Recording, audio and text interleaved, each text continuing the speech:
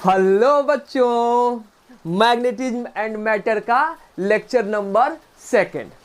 बच्चों आज हम लोग क्या स्टार्ट करने वाले हैं। आज बेसिकली हम लोग इलेक्ट्रोस्टैटिक्स में जितना बेसिकली टर्म पढ़े थे, क्या बोले बच्चों, इसको इलेक्ट्रिक एनालॉगी, क्लियर है। उसको क्या करेंगे बच्चों, हम लोग मैग्नेटिक एनालॉगी से कंपेयर करेंगे।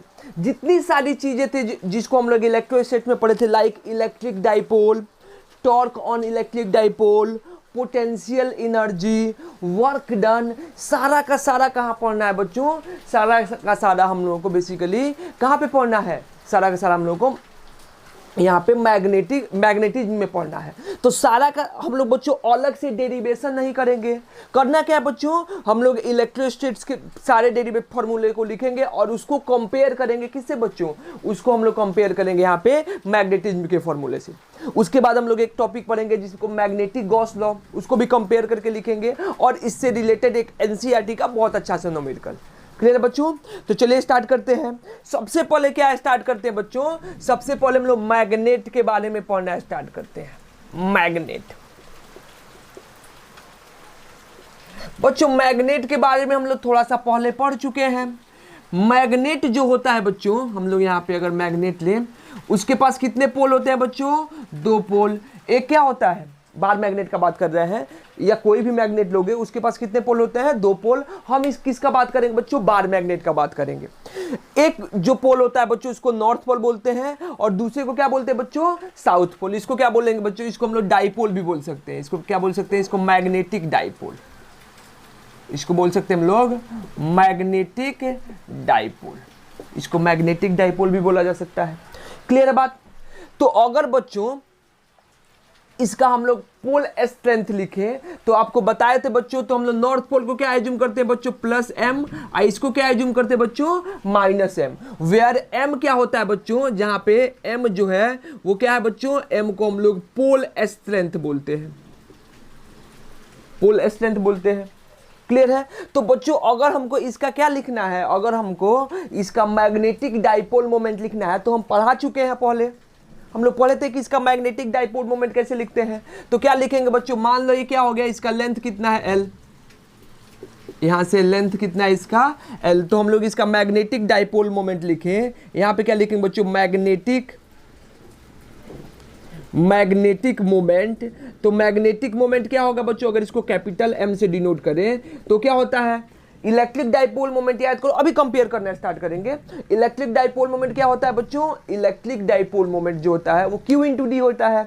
Q क्या होता है बच्चों, दोनों चार्ज में से किसी एक चार्ज का मैग्नीट्यूड, अरे देखो ना यहाँ पे -Q चार्ज, ये कितना हो गया +Q चार्ज, दोनों के बीच का डिस्टेंस कितना D।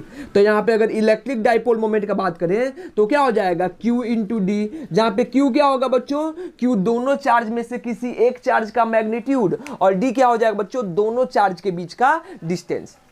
क्लियर बात, इतना तो क्लियर है। तो यहां पे क्या लिखेंगे बच्चों, मैग्नेटिक मोमेंट हम पहले बता चुके हैं, दोनों बेसिकली पोल स्ट्रेंथ में से किसी एक पोल स्ट्रेंथ का मैग्नीट्यूड यानी कि +m इंटू क्या हो जाएगा बच्चों, दोनों के बीच का लेंथ। और बच्चों यहां पे कौन सा लेंथ होता है, यहां पे बता चुके हैं, यहां पे मैग्नेटिक लेंथ लिखते हैं। ये मैग्नेटिक लेंथ होता है, ज्योमेट्रिकल लेंथ नहीं होता है। मैग्नेटिक लेंथ और ज्योमेट्रिकल लेंथ एक सेम क्वांटिटी नहीं होता है। बेसिकली बच्चों ये जो पोल होता है वो इंड पे ना होके थोड़ा इसके पहले होता है। क्लियर है। तो दोनों पोल के बीच का जो लेंथ होता है उसको हम लोग मैग्नेटिक लेंथ बोलते हैं। और जो बेसिकली हमारा मैग्नेट का लेंथ होता है उसको क्या बोलते हैं, बेसिकली ज्योमेट्रिकल लेंथ बोलते हैं। तो दोनों में क्या होता है बच्चों, लगभग जो हमारा मैग्नेटिक लेंथ होता है वो 0.84 अप्रॉक्स क्या होता है, ज्योमेट्रिकल लेंथ के इक्वल होता है। क्लियर है, इतना हमारा ज्योमेट्रिकल लेंथ के इक्वल होता है। तो ये हमारा क्या हुआ, मैग्नेटिक डाइपोल।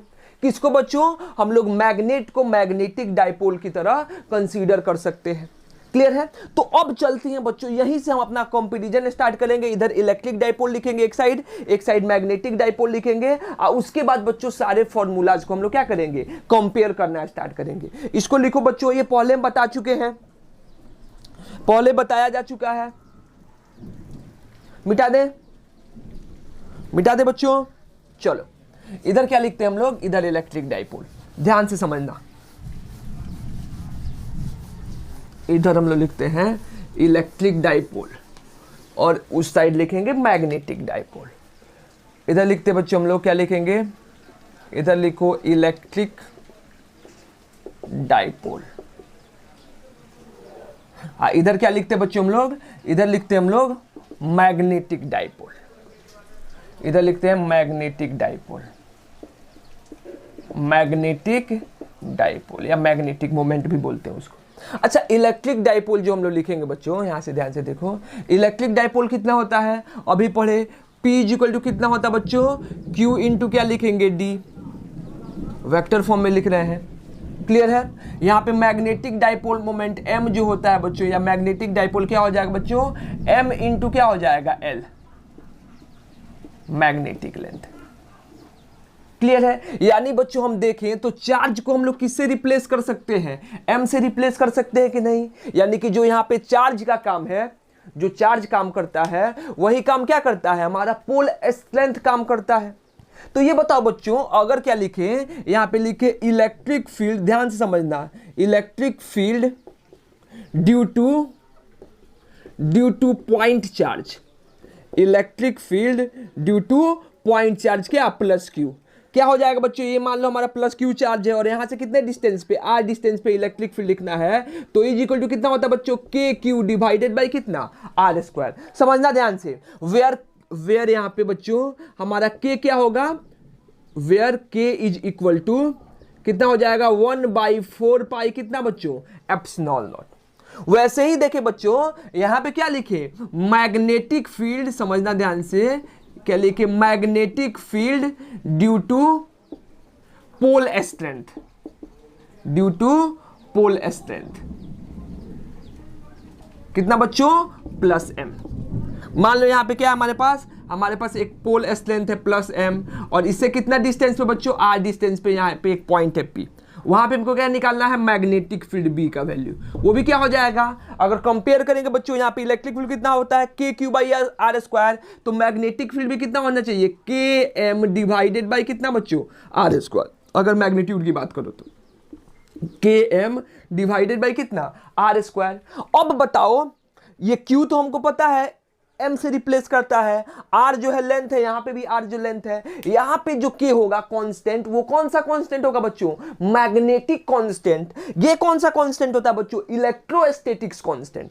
तो आप याद करो कि मैग्नेटिक फील्ड में हमेशा जो कांस्टेंट आता था, हम लोग बॉयट्स-साबर्ट लॉ से भी स्टार्ट करते थे, याद है ना, बॉयट्स-साबर्ट लॉ में क्या पढ़े थे कि dB इज प्रोपोर्शनल टू कितना, I D L sine theta divided by कितना, आर स्क्वायर। और जब प्रोपोर्शनलिटी का साइन हटाए थे तो क्या आ गया था बच्चों, म्यू नॉट बाई कितना, 4 पाई। ये म्यू नॉट बाई 4 पाई क्या है बच्चों, कांस्टेंट है। कौन सा कांस्टेंट, मैग्नेटिक कांस्टेंट। ये mu naught by 4 pi magnetic constant है। क्लियर है। ये 1/4 पाई एप्सिलॉन नॉट क्या होता है बच्चों, हमारा इलेक्ट्रोस्टैटिक्स कांस्टेंट होता है। तो यहां पे क्या लिखेंगे बच्चों, यहां पे लिखेंगे वेयर क्या हो जाएगा, हमारा जो के का वैल्यू हो जाएगा वो कितना हो जाएगा, म्यू नॉट बाई 4 पाई। ये क्या है, ये हमारा मैग्नेटिक कांस्टेंट है। इधर क्या होता है बच्चों, हमारा इलेक्ट्रोस्टैटिक कांस्टेंट। लेकिन हम लोग को सिलेबस में नहीं पढ़ना है, इसलिए नहीं पढ़ना है क्योंकि एनसीईआरटी लिखता है बच्चों कि मोनोपोल डजंट एग्जिस्ट। एनसीईआरटी क्या बोलता है बच्चों, monopole doesn't exist, doesn't exist. यानी कि जो मोनोपोल है कभी एग्जिस्ट नहीं करेगा, हमेशा किस फॉर्म में होता है बच्चों, डाइपोल के फॉर्म में होता है। मैग्नेट हमेशा डाइपोल के फॉर्म में होता है, सिंगल पोल के फॉर्म में नहीं होता है। अगर आपके पास बेसिकली क्या है, आपके पास एक बार मैग्नेट है, ये नॉर्थ पोल हो गया, साउथ पोल हो गया, जैसे इसको तोड़ोगे तो क्या होगा बच्चों, तोड़ोगे तो इधर फिर साउथ क्रिएट होगा, इधर क्या हो जाएगा, नॉर्थ क्रिएट हो जाएगा। यानी कि क्या हो जाएगा बच्चों, एक नया बेसिकली मैग्नेट की तरह बिहेव करने लगेगा। यानी कि बस ये समझना है कि आपको कि कभी भी मोनोपोल एग्जिस्ट नहीं करता है, इसीलिए हम लोग क्या लेते हैं, ये वाला फॉर्मूला यूज नहीं होता है। क्लियर बात। तो ये क्या हुआ बच्चों, ये हमारा पॉइंट चार्ज के लिए बेसिकली हमारा रिप्लेस हुआ। यहां से क्या पढ़ सकते हैं बच्चों, यहां से टॉर्क वगैरह भी लिख सकते हैं, टॉर्क वगैरह भी लिख सकते हैं। मिटाए बच्चों, इसके बाद नीचे वाला मिटा दें। इसके बाद क्या लिखेंगे, torque on electric field, torque on electric dipole on external electric field, एक एक करके। इसके बाद क्या लिखेंगे बच्चों, टॉर्क ऑन, एक एक पॉइंट करके लिखना, इसका प्रूफ हम लोगों को नहीं पढ़ना है। यहाँ पे क्या पढ़ेंगे बच्चों, टॉर्क ऑन, क्या लिखे, इलेक्ट्रिक फील्ड चाहे इलेक्ट्रिक डाइपोल इन external field, external electric field, external electric field क्या होता है बच्चों, याद है आप लोगों को कि हमारा क्या था, एक्सटर्नल फील्ड था। क्लियर है। इस पे क्या बोल दिए बच्चों, इस पे हम लोग रख दिए थे यहाँ पे एक डाइपोल, ये माइनस क्यू चार्ज, ये प्लस क्यू चार्ज। मान लो बच्चों ये एंगल कितना बनाया था, थीटा, ये हमारा हो गया ई, और इसका जो डाइपोल मोमेंट निकाले थे वो कितना आ गया, पी। तो यहाँ पे जो लगने वाला जो टॉर्क था टाउ, वो टाउ कितना हो जाएगा बच्चों, पी क्रॉस ई। क्या लिख सकते हैं, यहाँ से जो हमारा टाउ होगा, टॉर्क इस पे लगने वाला है, वो क्या हो जाएगा बच्चों, पी क्रॉस ई। यानी कि अगर इसको हम स्केलर फॉर्म में लिखें तो इसका मैग्नीट्यूड कितना हो जाएगा टॉर्क का, क्या लिखते थे हम लोग, पी ई साइन थीटा। क्या लिख सकते हैं बच्चों, पी ई साइन थीटा। वैसे ही यहाँ पे क्या लिखेंगे बच्चों, टॉर्क ऑन, क्या लिखे, torque on magnetic dipole, torque on magnetic dipole in external magnetic field, in external magnetic, external magnetic field. External magnetic field में मान लो बच्चों की ऐसे हमारे पास क्या दिया हुआ है, ऐसा एक मैग्नेटिक फील्ड दिया है। इस बार इधर क्या हो गया, ये हमारा मैग्नेटिक फील्ड दिया है। टॉर्क ऑन मैग्नेटिक डाइपोल या मैग्नेटिक डाइपोल ही बोल दो।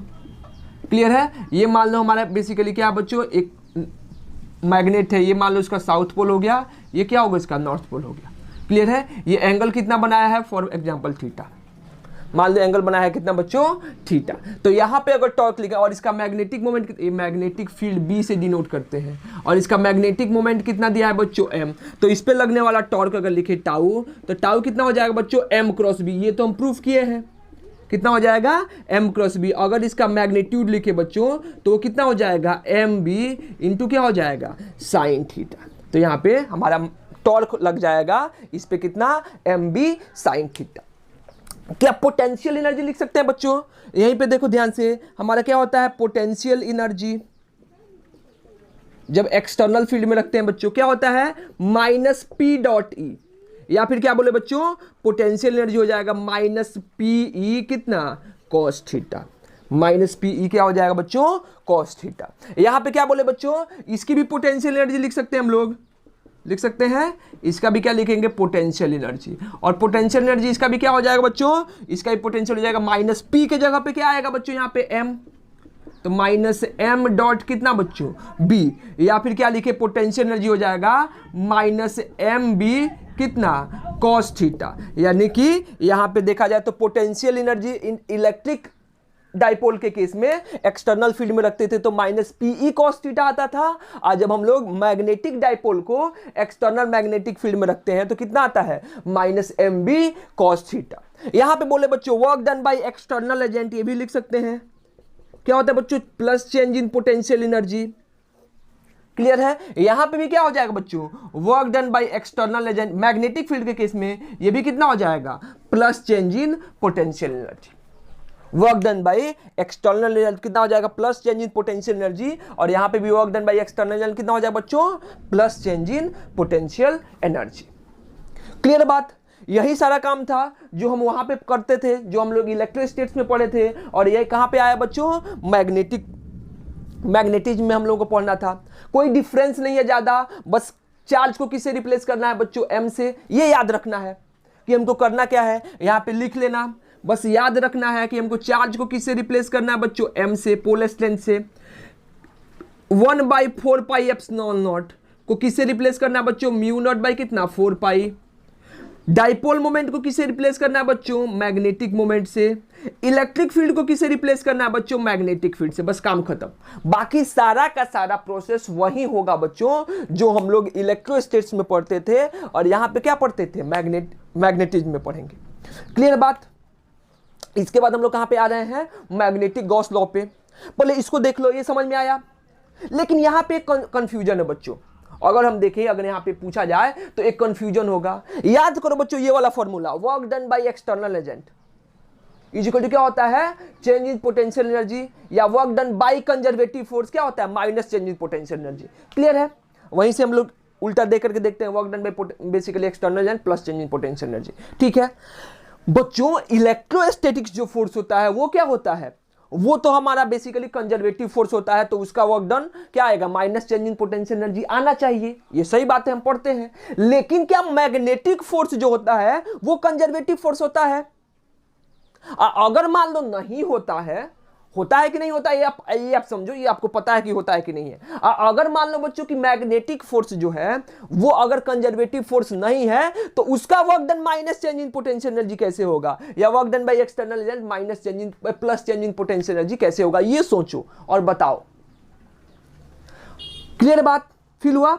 हमको पता है कि जो इलेक्ट्रोस्टैटिक फोर्स है वो कंजर्वेटिव फोर्स है, तो उसका work done minus change in potential energy और उसके against work done plus change in potential energy. Obvious ही बात है। अगर बताओ बच्चों यहां पे अगर मैग्नेटिक फोर्स है, अगर वो कंजर्वेटिव फोर्स नहीं है, पहले ये तो सोचो कि है कि नहीं, ये तो कॉमन सेंस का बात है। अगर मैग्नेटिक फोर्स कंजर्वेटिव फोर्स नहीं है तो उसका work done minus change in potential energy कैसे होगा, और उसके against work done plus change in potential energy कैसे होगा, ये हमको सोच करके पहले बताओ। ठीक है, बेसिकली पर्सनली मैसेज कर सकते हो, कमेंट कर सकते हो, कुछ भी करो। क्लियर है बात? इतना कंपैरिजन क्लियर हुआ? मिटा दे इसको, मिटाए बच्चों, मिटा दे। चलो अगला क्या है हमारा, अगला बेसिकली टॉपिक है बच्चों मैग्नेटिक गॉस लॉ। उसके लिए क्या करते हैं, उसको फिर कंपेयर करते हैं हम लोग इलेक्ट्रिक गॉस लॉ से। पहले इलेक्ट्रिक गॉस लॉ से कंपेयर करेंगे और उसके बाद लिखेंगे हम लोग magnetic Gauss law.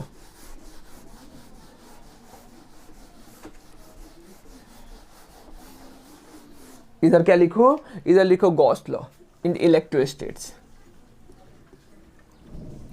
Gauss law in electrostatics.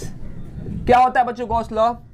Total flux in a close loop is equal to क्या होता है, फाई टोटल क्या होता है, summation of q enclosed divided by क्या, एप्सिलॉन नॉट। यही होता है, ये जानना नहीं, ये सबको पता है यार। Total charge according to Gauss law, total charge enclose in a close surface is equal to total sorry according to Gauss law, total electric flux due to net electric field in a closed surface या closed surface is equal to total charge enclosed divided by क्या, epsilon naught। ये क्या होता है हमारा Gauss law.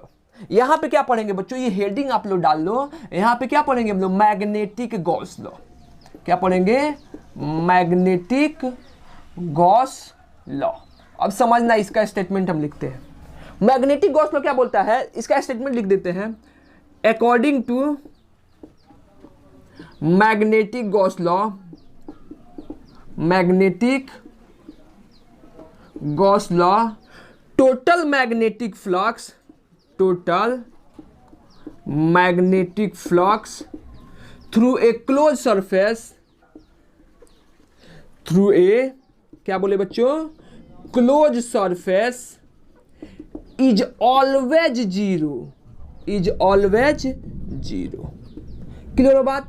क्या बोलता है, मैग्नेटिक गॉस लॉ बोलता है कि किसी क्लोज सरफेस से जो टोटल मैग्नेटिक फ्लक्स होगा उसका वैल्यू हमेशा क्या होगा, जीरो होगा। इसका प्रूफ कौन जस्टिफाई करेगा बच्चों, ये जस्टिफाई करेगा जो हम इलेक्ट्रिक गॉस लॉ में पढ़ते हुए आ रहे हैं।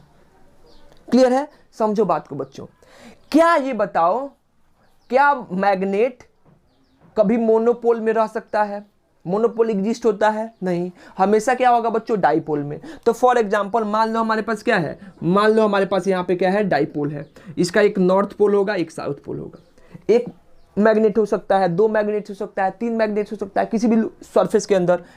ये मान लो यहाँ से एक क्लोज सरफेस ले लिए, इसके अंदर एक मैग्नेट है, यानी कि नॉर्थ पोल है तो बच्चों इसका पोल स्ट्रेंथ कितना हो गया, प्लस एम, इसका पोल स्ट्रेंथ कितना होगा, माइनस एम। ये समझ में आता है, अभी पढ़े हम लोग। तो क्या बोलेगा, इसके अकॉर्डिंग क्या होना चाहिए, total charge enclose by epsilon naught. तो इसके अकॉर्डिंग क्या हो जाएगा, जो मैग्नेटिक फ्लक्स है फाइव बी, वो क्या हो जाएगा, total pole strength divided by क्या, एप्सिलॉन नॉट या मल्टीप्लाइड बाय म्यू नॉट, जो भी हो फर्क नहीं पड़ता है। लेकिन यहाँ पे क्या होगा, यहाँ पे होगा टोटल पोल स्ट्रेंथ। ठीक है बच्चों, तो यहाँ पे जितना प्लस m है उतना ही क्या है माइनस m है, तो यहाँ पे टोटल पोल एस लेंथ कितना हो जाएगा 0। तो बेसिकली इसमें से मल्टीप्लाई करो या डिवाइड करो, आंसर कितना होगा 0। अगर मान लो यहाँ पे 2 भी मैग्नेट होता तो वही केस होता, 3 मैग्नेट होता तो क्या होता, वही केस होता, जितना प्लस m उतना ही माइनस m। क्या कभी ऐसा हो सकता है बच्चों कि ये मैग्नेट हो, ये नॉर्थ पोल साउथ पोल, इसको हम लोग यहाँ ऐसे कवर करें, नहीं होगा, ये लूप कंप्लीट नहीं होगा। यहाँ पे लूप कंप्लीट करने के लिए बेसिकली सरफेस बंद करने के लिए क्या होना चाहिए, इसके अंदर आना चाहिए। तो इसीलिए क्या बोलता है बच्चों, क्या कि हम जानते हैं इसका रीजन क्या है, रीजन आपको लिखने की जरूरत नहीं है, आप समझने की जरूरत है। इसका रीजन क्या है बच्चों, क्योंकि हम जानते हैं कि जो हमारा मैग्नेट है उसमें या फिर बेसिकली मोनोपोल एग्जिस्ट कर ही नहीं सकता है, इसीलिए बच्चों हमेशा पोल क्या होगा, डाईपोल के फॉर्म में होगा। तो इसीलिए उसका समेशन, यानी कि जितना हमारा क्या होगा, जितना पॉजिटिव पोल स्ट्रेंथ होगा उतना ही क्या होगा बच्चों, निगेटिव पोल स्ट्रेंथ होगा किसी भी सरफेस के अंदर। तो इसीलिए उसका टोटल पोल स्ट्रेंथ कितना होगा 0। इसीलिए जो मैग्नेटिक फ्लक्स का वैल्यू होता है वो क्या होता है बच्चों 0। क्लियर है बात। अब क्या करते हैं बच्चों, इसको मिटा दें, इसको मिटाएं, एक और टॉपिक है इसमें जो रह रहा है मिटा दें। इसके बाद क्या होता है बच्चों, electric field on the axis equatorial and any point due to electric dipole. इसको मिटा दे बच्चों। अगला टॉपिक जो रह रहा है इसमें क्या लिखेंगे बच्चों, electric field due to electric dipole. लिखो यहाँ पे, इधर लिखो, इधर क्या लिखेंगे बच्चों, इधर लिखेंगे electric field, electric field due to an electric dipole, electric dipole. Clear है। एज्यूम कर लो बच्चों कि हमारा ये इलेक्ट्रिक डाइपोल, समझना ध्यान से, ये मान लो माइनस क्यू चार्ज, ये क्या हो जाएगा बच्चों प्लस क्यू चार्ज। कहाँ पे निकाले थे बच्चों, पहले निकाले थे इसके एक्सिस पे यहाँ पे, फिर कहाँ निकाले थे बच्चों इसके इक्वेटोरियल पॉइंट पे यहाँ पे, फिर क्या निकाले थे बच्चों किसी जनरल पॉइंट पे। याद है ये एंगल कितना था थीटा, ये आर मान लो, सब एक्सियल पॉइंट पे, इक्वेटोरियल पॉइंट पे और किसी जनरल पॉइंट पे, यही 3 जगह निकालते थे। याद करो बच्चों, अगर एक्सियल पॉइंट पे लिखें तो क्या बोले बच्चों, एट द एक्सियल पॉइंट या फिर at the axis of dipole. कितना लिखते थे बच्चों हम लोग, इलेक्ट्रिक फील्ड कितना होता है, इलेक्ट्रिक फील्ड होता है E इक्वल टू कितना 2kp डिवाइडेड बाय कितना बच्चों RQ। और ये डायरेक्शन क्या बोलता है बच्चों, along the dipole, along the dipole, यानी कि डाइपोल के डायरेक्शन में। यहाँ पे जो हमारा इलेक्ट्रिक फील्ड आएगा वो क्या आता था, डाइपोल के डायरेक्शन में आता था। अगर डाइपोल हमारा निगेटिव टू पॉजिटिव है डाइपोल मोमेंट, तो इलेक्ट्रिक फील्ड भी क्या आएगा उसी के डायरेक्शन में। इक्वेटोरियल पोजीशन पे क्या होता था बच्चों, एट द इक्वेटोरियल पोजीशन, वहां पे क्या लिखेंगे बच्चों, वहां पे जो हमारा इलेक्ट्रिक फील्ड होता है E, वो कितना होता था बच्चों, वो होता था हमारा KP डिवाइडेड बाय कितना RQ। और क्या हो जाता था बच्चों, ऑपोजिट डायरेक्शन में माइनस साइन हो जाएगा। यहाँ पे माइनस क्या बताएगा बच्चों, माइनस बताता था कि यहाँ पे इलेक्ट्रिक फील्ड का डायरेक्शन इस डाइपोल के डायरेक्शन के क्या है, ऑपोजिट डायरेक्शन में है। क्लियर बात। ये कहां पे बच्चों, एक्सिस पे, और ये कहां पे, इक्वेटोरियल पोजीशन पे। जनरल पोजीशन पे भी बच्चों हमको याद था, निकाले थे हम लोग। जनरल पोजीशन पे कैसे निकालेंगे, इधर लिख दे, इसको इस दोनों को मिटा देते हैं, आप लोग लिख लो कि आप लोगों को पता है इधर। अगर क्या निकालेंगे बच्चों, एट जनरल पॉइंट, यहां पे लिखें एट द जनरल पॉइंट।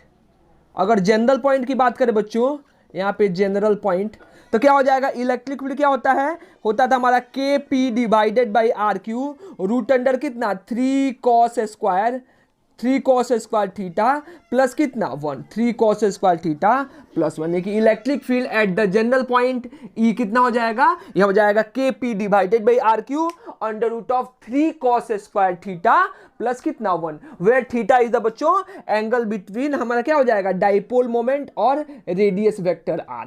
ये radius R, position vector R। Clear है। इसी से हम क्या निकाल सकते हैं बच्चों, इसी से हम लोग निकाल सकते हैं कि magnetic field due to an basically magnetic field due to magnetic dipole. Magnetic dipole के लिए उसके एक्सिस पे, उसके इक्वेटोरियल पोजीशन पे और किसी जनरल पॉइंट पे मैग्नेटिक फील्ड क्या होगा, एग्जैक्ट सेम होगा। जैसे यहाँ पे बस सिर्फ रिप्लेस करके लिख देना है। तो क्या लिखेंगे बच्चों, यहाँ पे लिख सकते हैं हम लोग मैग्नेटिक फील्ड, क्या लिखें, magnetic field due to a magnetic dipole. मान लो बच्चों हमारे पास क्या है, ये एक मैग्नेटिक डाइपोल है, ये क्या हो जाएगा इसका साउथ पोल, ये क्या हो गया मान लो इसका नॉर्थ पोल। और यहां से क्या करें, यहां से मैग्नेटिक फील्ड लिखें कहां पे बच्चों, इसके बेसिकली कहां पे लिखेंगे, इसके एक्सिस पे, एट द एक्सिस। अगर यहां पे बात करें क्या बोले होगा बच्चों, एट द एक्सिस। कितना हो जाएगा बच्चों एट द एक्सिस, हमारा मैग्नेटिक फील्ड बी से डिनोट करेंगे, कितना हो जाएगा, देखो यहां पे एक्सिस पे कितना होता है बच्चों, यहां पे अगर एक्सिस की बात करें तो इलेक्ट्रिक फील्ड होता है हमारा 2kp divided by are Q. तो यहाँ पे मैग्नेटिक फील्ड कितना हो जाएगा बच्चों, यहाँ पे मैग्नेटिक फील्ड हो जाएगा 2km डिवाइडेड बाई कितना R Q, where along the basically क्या हो जाएगा, along the M, magnetic moment के डायरेक्शन में पॉजिटिव होगा। क्लियर है, बस के क्या है, कांस्टेंट है, और कांस्टेंट का वैल्यू क्या होगा, यहां पे के होता है, यहां पे बच्चों के है 1/4 पाई एप्सिलॉन नॉट, यहां पे क्या के हो जाएगा म्यू नॉट बाई 2 पाई। अब क्या लिखे बच्चों, at the equatorial position, equatorial position, अगर इक्वेटोरियल पोजीशन की बात करें यानी कि इसके परपेंडिकुलर पॉइंट पे, तो मैग्नेटिक फील्ड कितना हो जाएगा, बी इज इक्वल टू बच्चों क्या लिखे, के एम डिवाइडेड बाई कितना आर क्यू। यहाँ पे माइनस साइन आएगा, माइनस साइन क्या बताएगा बच्चों की, अगर मान लो इसका मैग्नेटिक मोमेंट इधर है तो यहाँ पे जो हमारा मैग्नेटिक फील्ड होगा उस क्या जाएगा, इसके ऑपोजिट डायरेक्शन में आएगा। क्लियर बात, जैसे यहां पे होता है वैसे यहां पे होगा। अब कहां पे निकाले बच्चों, अब निकाल लेते हैं हम लोग कहां पे, एट जनरल पॉइंट, ये मान लो एंगल थीटा, तो क्या लिखेंगे at general point, general point. General point की बात करें बच्चों तो जनरल पॉइंट पे क्या हो जाएगा, वही हमारा के एम डिवाइडेड बाई कितना आर क्यू, और रूट अंडर कितना 3 cos स्क्वायर थीटा, अब प्लस क्या हो जाएगा 1। बस यहां पे ये याद रखना कि k का वैल्यू कितना होगा, म्यू नॉट बाई कितना 4 पाई। तो ये हमारा हो गया इलेक्ट्रिक फील्ड हो गया था किसी जनरल पॉइंट पे, एक्सिस पे और इक्वेटोरियल पॉइंट पे ड्यू टू इलेक्ट्रिक डाइपोल। हम क्या निकाले बच्चों, मैग्नेटिक फील्ड निकाले किसी जनरल पॉइंट पे, एक्सिस पे, इक्वेटोरियल पॉइंट पे due to and basically magnetic dipole. Clear बात, तो ये हमारा क्या हुआ बच्चों, यही हमारा कंपैरिजन हुआ जिससे हम लोग क्या किए, जिससे हम लोग इलेक्ट्रोस्टैटिक्स की सारी चीजों को लेकर के डायरेक्ट हम लोग क्या निकाले, यहां से अपना मैग्नेटिक फील्ड या मैग्नेटिज्म का जितना भी बेसिकली डेरिवेशन था उसको करने से बच गए, क्योंकि हम लोग को इसको सिलेबस में नहीं पढ़ना है, सिलेबस नहीं पढ़ना है बच्चों। तो क्या करो, बस इस पे कॉन्सेप्ट पे क्वेश्चन आता है, लेकिन प्रूफ नहीं पढ़ना है, लेकिन कंसेप्ट पे क्वेश्चन आएगा तो आप इसको लिखो। इस पे बेस्ड एक बहुत अच्छा क्वेश्चन एनसीईआरटी का हम आप लोगों को करवाते हैं, जल्दी से लिखो, जल्दी से लिखो बच्चों। हो गया, मिटा दे, हो गया बच्चों, चलो मिटा देते हैं, मिटा दे। चलो एक क्वेश्चन है बच्चों एनसीईआरटी में, बहुत अच्छा क्वेश्चन दिया है। बोला क्या है कि एक मैग्नेटिक डाइपोल है, क्लियर है, एक कंपास है या नीडल है या फिर मैग्नेटिक डाइपोल है, आप क्या समझो, एक मैग्नेटिक डाइपोल है जो कहां पे रखा हुआ है बच्चों, जो सेंटर पे रखा हुआ है, शायद 5.5 है मे बी, एग्जाम्पल है बच्चों, एग्जाम्पल नंबर 5.5। हमसे क्या बोला है, हमसे बोला है कि ऐसे एक मैग्नेटिक डाइपोल है या मैग्नेटिक नीडल है जिसको क्या बोलते हैं, पी से डिनोट करते हैं, जो कहां पे रखा हुआ है, इस पॉइंट ओ पे रखा हुआ है, यहां पे रखा हुआ है एक पॉइंट ओ। अब क्या बोला है बच्चों कि इसी से के आसपास कुछ जो हमारे पास मैग्नेटिक कंपास है या दूसरा मैग्नेटिक नीडल है वो अलग अलग ओरिएंटेशन में, मान लो यहाँ पे क्या है बच्चों, यहाँ पे एक कंपास है Q1 जो कैसे रखा हुआ है, इस डायरेक्शन में। यहाँ पे क्या है बच्चों, यहाँ पे एक बेसिकली कंपास है क्या Q2 जो कहाँ पे रखा हुआ है, इस ओरिएंटेशन में, नाम दे दिया गया Q1 Q2।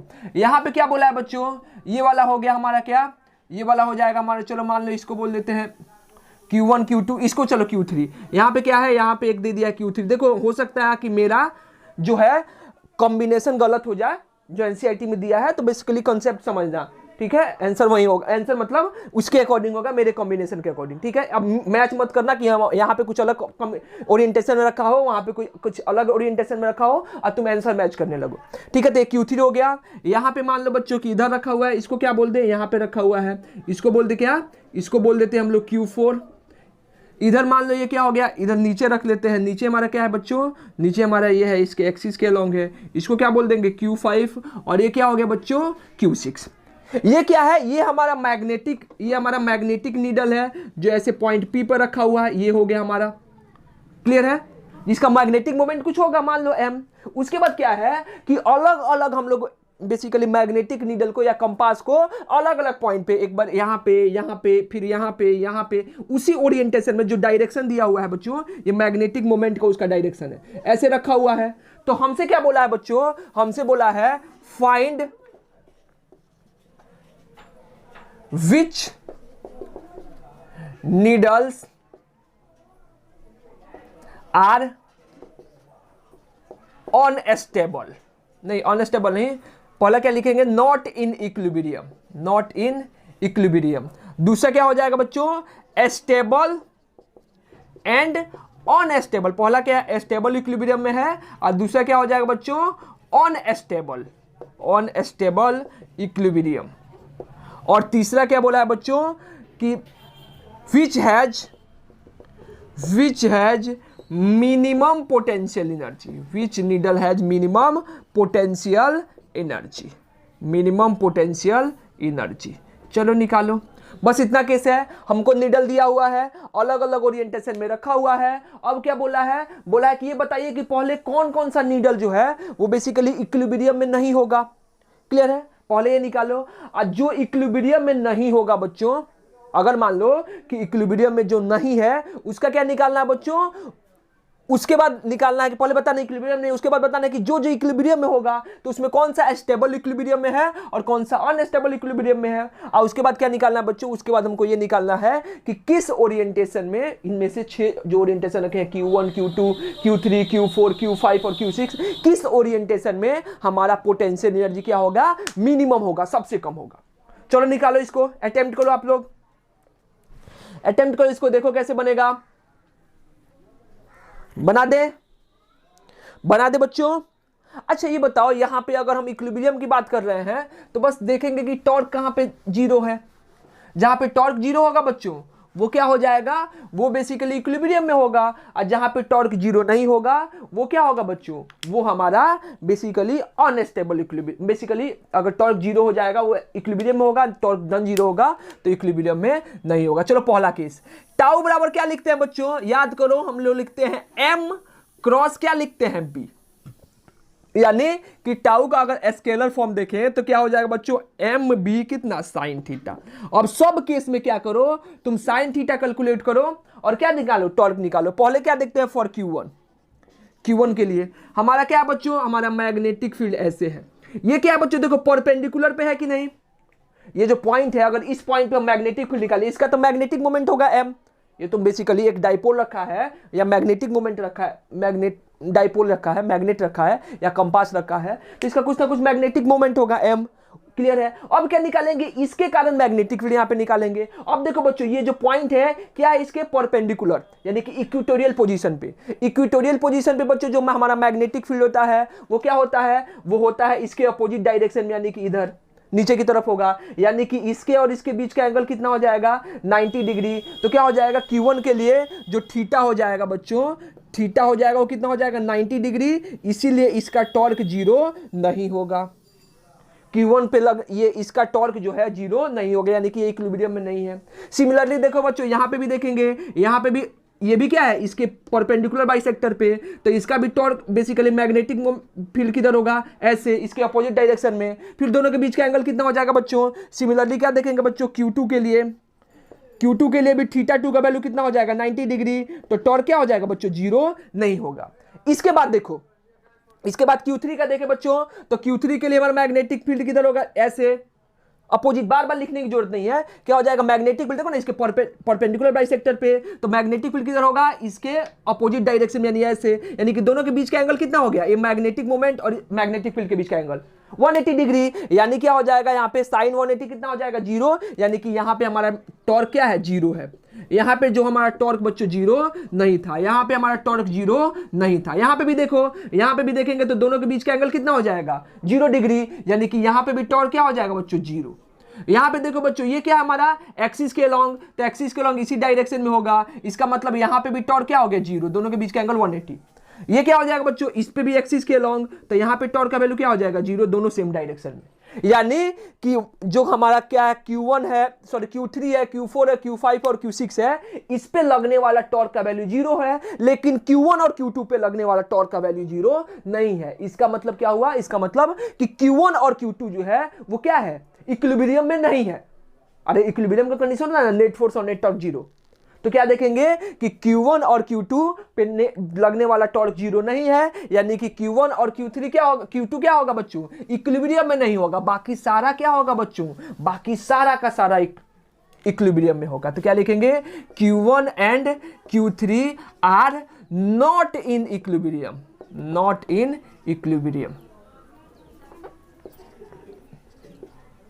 अरे इक्विलिब्रियम क्यों नहीं होगा बच्चों इक्विलिब्रियम में? क्योंकि यहां पे लगने वाला टॉर्क 0 नहीं है। क्लियर है? तो पहला क्वेश्चन का आंसर। दूसरा क्या बोला बच्चों कि कौन सा स्टेबल इक्विलिब्रियम में होगा, कौन सा अनस्टेबल इक्विलिब्रियम में होगा। अब बताओ कैसे पता करते हैं बच्चों स्टेबल और अनस्टेबल? पोटेंशियल एनर्जी से। क्या लिखेंगे बच्चों? इफ पोटेंशियल एनर्जी क्या हो जाएगा? निगेटिव। इसका मतलब कौन सा equilibrium? Stable equilibrium. If potential energy क्या हो जाएगा? पॉजिटिव। तो कौन सा इक्विलिब्रियम बच्चों? Unstable equilibrium. तो बस चेक करो कि किस किस ओरिएंटेशन में या किस किस केस में पोटेंशियल एनर्जी क्या है हमारा? पॉजिटिव है, यानी कि वो अनस्टेबल इक्विलिब्रियम होगा। और किस ओरिएंटेशन में हमारा पोटेंशियल एनर्जी क्या होगा? निगेटिव होगा। वो क्या होगा? वो हमारा स्टेबल इक्विलिब्रियम में होगा। एक एक करके लिखो इसको, लिखो बच्चों, मिटा दे इसको इस साइड थोड़ा सा, या फिर इसको भी मिटा दो। इस दोनों को तो देखना नहीं है, तो काम इसका खत्म हुआ। अब चलो देखते हैं बच्चों, देखना सबका हम लोग मैग्नेटिक फील्ड का डायरेक्शन बना दिए हैं। हमारे मैग्नेट डाइपोल मैग्नेटिक मोमेंट का डायरेक्शन है और उसके बगल में मैग्नेटिक फील्ड का डायरेक्शन। ध्यान रखो बच्चों, इधर देखो तो पोटेंशियल एनर्जी का फॉर्मूला क्या होता है बच्चों? Minus M dot B. यहां पे देखेंगे तो माइनस पी डॉट यू वहां पे होता है, तो यहां पे क्या हो जाएगा? Minus M dot B. यानी कि पोटेंशियल एनर्जी कितना हो जाए बच्चों? माइनस एम बी कितना? Cos theta. चलो देखते हैं पहले केस में। किसमें देखते हैं बच्चों? Q3 में। देखो दोनों के बीच का एंगल कितना है? ये हमारा मैग्नेटिक मोमेंट है और ये हमारा क्या हो गया बच्चों? Magnetic field. मैग्नेटिक फील्ड क्या होता है? इसके अपोजिट डायरेक्शन में, क्या कि ये परपेंडिकुलर बाइसेक्टर पे है। तो दोनों के बीच का एंगल कितना बच्चों? 180। तो यानी कि यहां से cos 180 कितना हो जाएगा? -1। अब पहले से माइनस है, यानी कि इस पॉइंट पे हमारा पोटेंशियल एनर्जी क्या हो गया? पॉजिटिव। यानी कि पॉजिटिव का मतलब क्या हुआ ये बच्चों? Unstable equilibrium. बात समझ में आ रहा है? ये क्या हो गया बच्चों? Unstable equilibrium. फील हुआ बात? यहां पे देखो, यहां पे क्या हो जाएगा बच्चों? ये मैग्नेटिक फील्ड और मैग्नेटिक मोमेंट दोनों सेम डायरेक्शन में है। देखो इसके अपोजिट डायरेक्शन में, तो इसके बीच का एंगल कितना? 0 डिग्री। तो cos 0 1, यानी कि ये पॉजिटिव और यहाँ पे माइनस है, तो यहाँ पे पोटेंशियल एनर्जी क्या हो गया बच्चों? निगेटिव। यानी कि ये क्या हुआ बच्चों? ये हमारा है स्टेबल इक्विलिब्रियम। ये हमारा है Q4 क्या है? स्टेबल इक्विलिब्रियम में। फिर हो रहा बात। वैसे हम लोग Q5 की बात करें, देखो यहाँ पे फिर दोनों के बीच का एंगल कितना हो गया बच्चों? दोनों सेम डायरेक्शन में। हाँ ठीक तो है, दोनों सेम डायरेक्शन में, तो दोनों के बीच का एंगल कितना हो गया? अरे कुछ गड़बड़ कर दिए क्या? चलो ठीक है, जो भी है, हम तो यहाँ पे सही किए। यहाँ पे इसी के डायरेक्शन में होगा, तो ठीक है। दोनों के बीच का एंगल कितना हो गया बच्चों? 0 डिग्री। अब दोनों के बीच का एंगल हो गया 0 डिग्री, तो cos 0 कितना हो जाएगा? 1। और यहाँ पे क्या है? Negative sign. निगेटिव साइन है, यानी क्या हो जाएगा? यहाँ पे भी पोटेंशियल एनर्जी क्या हो गया? निगेटिव। क्लियर है? सही बात है। हाँ, यहाँ पे भी क्या हो जाएगा? Negative sign. निगेटिव साइन मतलब कौन सा इक्विलिब्रियम बच्चों? Stable equilibrium. Stable equilibrium. यहां पे देखो ये दोनों अपोजिट साइन, यानी कि cos कितना? 180 -1 माइनस माइनस क्या हो जाएगा? प्लस। यानी कि पोटेंशियल एनर्जी क्या हो गया बच्चों? पॉजिटिव। पॉजिटिव का मतलब क्या हुआ? ये क्या हो गया? अनस्टेबल। तो यहां से देखें बच्चों, तो यहां से क्या देखेंगे कि हमारा Q4 और Q5 क्या है? स्टेबल इक्विलिब्रियम में। Q3 और Q6 किस में है? अनस्टेबल इक्विलिब्रियम में। ये आप लिख सकते हो, ठीक है। अब क्या देखना है बच्चों कि किसमें मिनिमम एनर्जी होगा सबसे? तो मिनिमम एनर्जी किसमें होगा बच्चों? स्टेबल के केस में। ये पता है। अरे निगेटिव जिसमें होगा वही ना बेसिकली स्टेबल होगा। जिसकी एनर्जी जितनी कम होती है स्टेबिलिटी उतनी ज्यादा होती है, पहले बता चुके हैं। तो देखो बच्चों, स्टेबल Q5 है और Q4 है। किसमें ज्यादा होगा? जहां पे मैग्नेटिक फील्ड का वैल्यू ज्यादा होगा। बाकी सब तो सेम है। मैग्नेटिक फील्ड का वैल्यू कहां पे ज्यादा होता है बच्चों? एक्सिस पे। कितना होता है? 2mb डिवाइडेड बाई कितना? RQ। 2mb। यहां पे कितना होता है? mb divided by RQ। यहां पे कितना हो जाएगा? सॉरी, kp ना, km। ये भी कितना हो जाएगा? km। तो यहाँ पे क्या हो जाएगा 2 km, यहाँ पे क्या होता है km होता है, यानी कि सबसे कम कहाँ पे होगा बच्चों Q5 पे, तो सबसे लोएस्ट एनर्जी कहाँ पे होगी Q5 पे। टोटल कंसेप्चुअल क्वेश्चन था बच्चों, क्लियर है। आप लोग फिर से बनाओ, अगर आप लोग देखो इसको तो पूरा कंसेप्ट आपका क्लियर हो जाएगा, पोटेंशियल एनर्जी और बेसिकली इक्विलिब्रियम का कहाँ पे, मैग्नेटिज्म में। ठीक है, आज के लिए इतना ही रहने देते हैं बच्चों, हम लोग नेक्स्ट लेक्चर में स्टार्ट करेंगे अर्थ मैग्नेटिज्म, क्लियर है, अर्थ मैग्नेटिज्म के बारे में पढ़ेंगे और उसके कंपोनेंट वगैरह को पढ़ेंगे। तब तक आप लोग पढ़ाई करते रहें, ऑल द वेरी बेस्ट।